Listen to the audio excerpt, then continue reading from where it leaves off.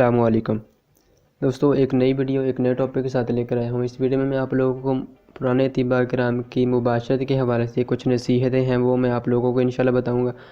اور وہ کون کون سے ایسے وقت ہیں جب مباشرت کرنی چاہیے اور وہ کون سے ایسے وقت ہیں جب مباشرت نہیں کرنی چاہیے۔ اگر اس وقت میں مباشرت یا ہم بستری کر لی جائے تو اس سے جسم کو کیا نقصانات ہو سکتے ہیں اور جسم میں کون کون سی بیماریاں پیدا ہونے کے چانسز زیادہ ہوتے ہیں، وہ میں آپ لوگوں کو انشاءاللہ اس ویڈیو میں بتاؤں گا۔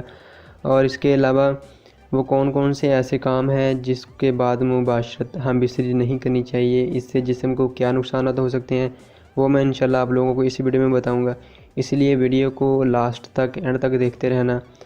اور اگر ابھی تک آپ لوگوں نے میرے چینل کو سبسکرائب نہیں کیا تو نیچے دیے ہوئے ریڈ کلر کے بٹن پر کلک کر کے میرے چینل کو سبسکرائب کر دیں، اور ساتھ ہی دیے ہوئے بیل آئیکن پر کلک ضرور کر دیں تاکہ آنے والی ویڈیو کی نوٹیفیکیشن پراپر آپ کو ملتی رہے۔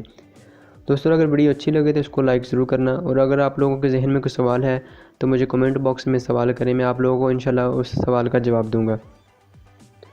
تو چلیے دیکھتے ہیں وہ کون سا ایسا وقت ہے، اس میں وہ سب سے پہلے دیکھتے ہیں وہ کون سا ایسا وقت ہے جب مباشرت ہم بستری نہیں کرنی چاہیے۔ تو اس میں سب سے پہلے بھی یہ ہے کہ رات کے اول حصے میں، رات کے پہلے حصے میں کبھی بھی ہم بستری مباشرت نہیں کرنی چاہیے، کیونکہ اس وقت معدہ خوراک سے پر ہوتا ہے اور عروق جو ہیں وہ بھی پر ہوئی ہوتی ہیں، اس لیے اس وقت میں مباشرت نہیں کرنی چاہیے۔ اس سے جو ہے جسم میں فالج، لکوہ، جوڑوں کا درد اور کمر کا درد، اس کے علاوہ عرق النساء، یہ بھی ایک درد ہوتا ہے جس کو لنگڑی کا درد بولتے ہیں، اور ضعف قوت باصرہ، قوت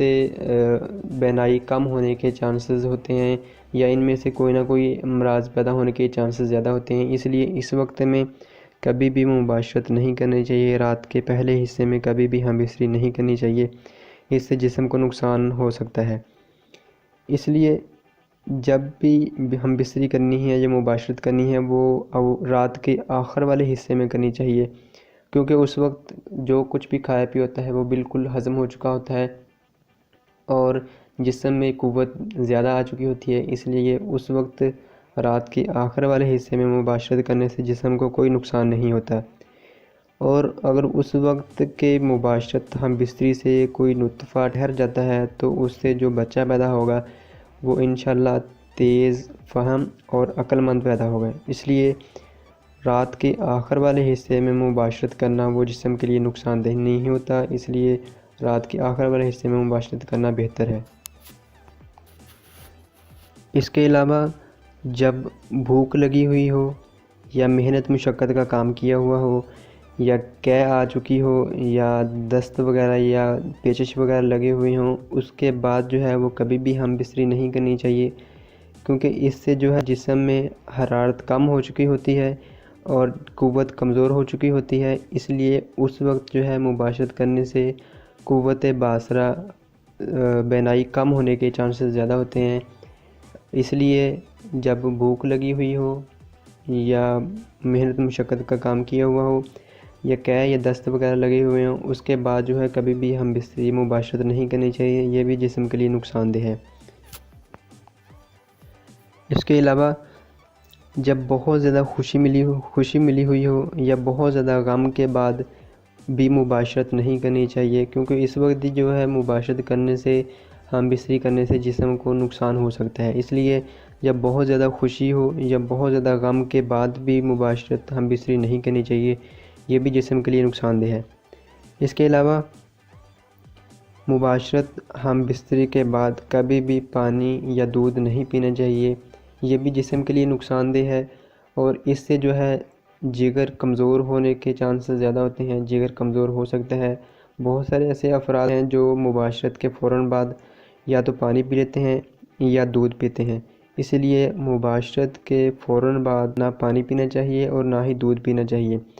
اور اگر اس وقت کوئی مرض لگ جائے تو وہ بہت مشکل اس کا علاج ہوتا ہے، اس لیے مباشرت کے فوراً بعد نہ تو پانی پینا چاہیے اور نہ ہی دودھ پینا چاہیے، یہ جسم کے لیے نقصان دہ ہے۔ اور اگر آدھا گھنٹہ یا 1 گھنٹہ بعد ایک گلاس دودھ میں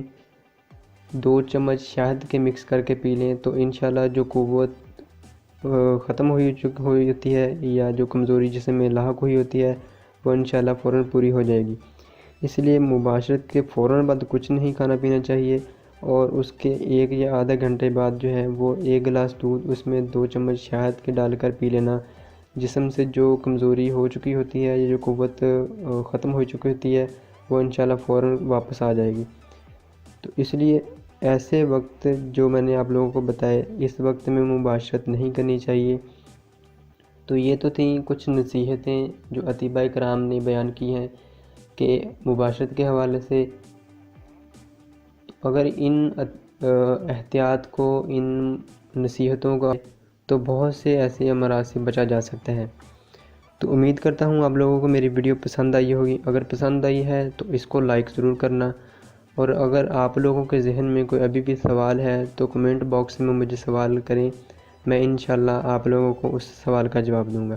السلام علیکم، اللہ حافظ۔